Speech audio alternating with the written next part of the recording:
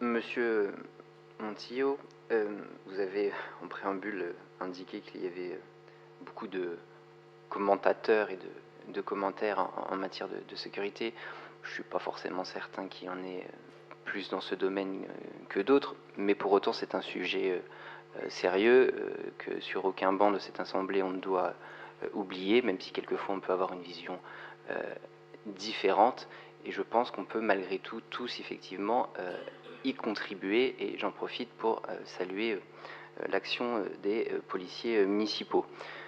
Certains points que vous avez abordés ce soir font finalement écho à ce qu'on avait pu faire comme observation l'année dernière. Je vous avais interrogé notamment sur la question des réquisitions judiciaires, vous en souvenez certainement, ou des extractions judiciaires. Et bon, vous m'aviez apporté une réponse qui ne m'avait pas forcément convaincu, mais dont acte, c'est pas le sujet. Je constate juste que cette année, finalement, on est sur un doublement de ces réquisitions et idem pour les extractions judiciaires. Autre point, vous avez pu indiquer, notamment par rapport aux arrêtés anti-bivouac, vous avez indiqué on a eu une arrivée massive, je ne sais plus le terme que vous avez employé, mais de SDF sur Orléans. Alors on n'est pas forcément d'accord avec les chiffres qui ont pu être exprimés par la municipalité. D'ailleurs la préfecture a communiqué d'autres chiffres. Je rappellerai juste 2 points. Le premier point, c'est vous-même qui l'avez indiqué et qui avez tempéré en disant qu'une bonne partie finalement concernait une quinzaine d'individus. Et le deuxième point, c'est que l'arrivée, comme vous indiquiez, même si on ne connaît pas le nombre avec certitude, de ces SDF date de 2023 et pas uniquement de 2024. Donc à mon sens, ça n'explique pas cette augmentation de 135%, si ce n'est éventuellement un recentrage sur cette mission.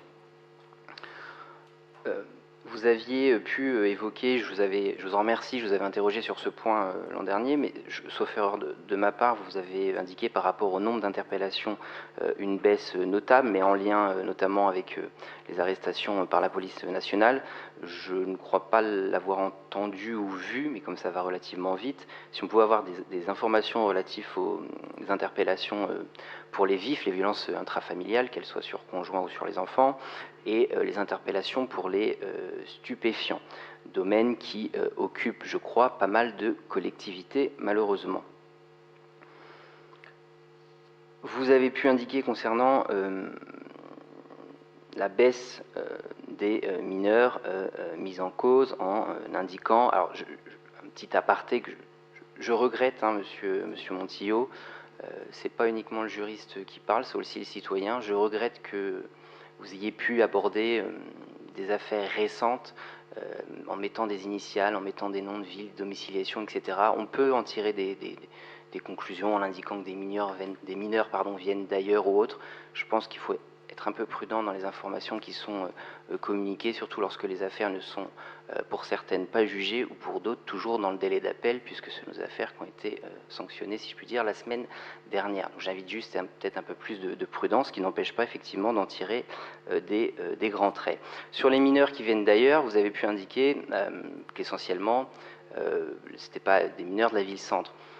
J'entends, mais si je me place en termes d'augmentation de la population, ce qui est normal, il y a peut-être plus de place dans les autres collectivités d'Orléans Métropole, mais la population a aussi fortement augmenté et davantage dans les autres villes de la métropole qu'Orléans. Donc c'est peut-être aussi normal, effectivement, que ces mineurs viennent davantage d'ailleurs que de la ville-centre, au-delà du fait que, bien évidemment, les moyens de locomotion avec les transports en commun, où il y a un regroupement dans le centre-ville de ces jeunes qui, par ailleurs, peuvent être scolarisés, notamment en termes de lycée.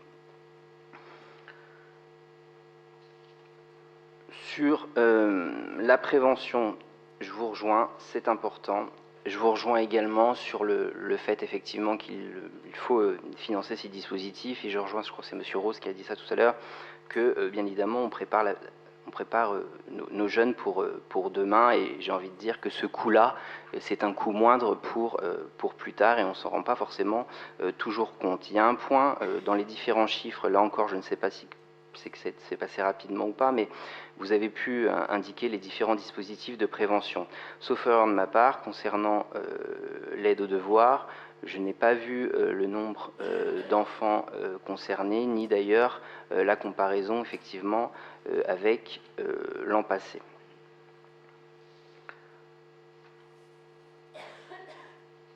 Et je crois que j'en ai terminé.